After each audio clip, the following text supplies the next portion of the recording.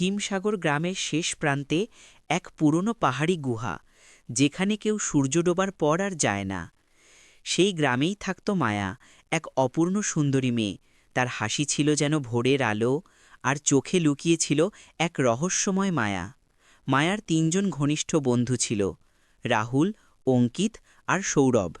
রাহুল ছিল তার প্রেমিক, শান্ত স্বভাবের এক সৎ ছেলে। কিন্তু অঙ্কিত আর সৌরভের মনে ছিল অন্য আগুন। তারা দুজনেই মায়াকে ভালোবাসত আর রাহুলকে ঘৃণা করত।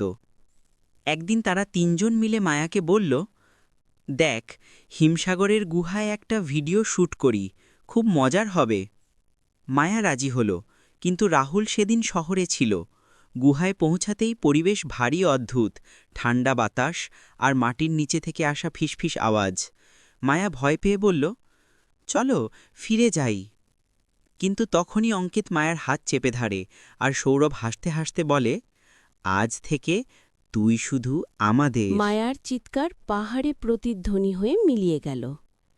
সেই রাতে অঙ্কিত আর সৌরভ দুজনেই গুহার দরজা বন্ধ করে বেরিয়ে আসে। তারা ভাবে কেউ জানবে না।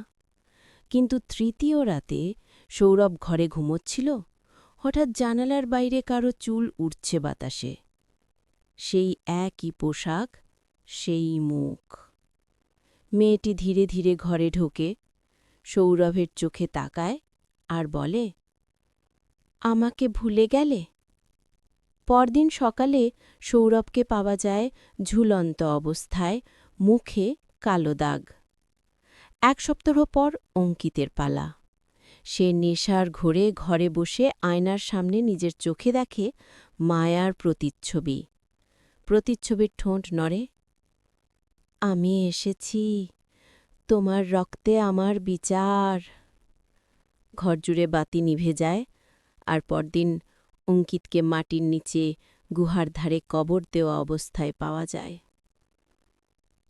রাহুল এখনো বেঁচে আছে। সে প্রতিদিন সেই গুহার পাশে ফুল রাখে, আর মাঝরাতে কানে শুনতে পায় এক মেয়ের কণ্ঠ, আমি তোমার জন্যই আছি রাহুল।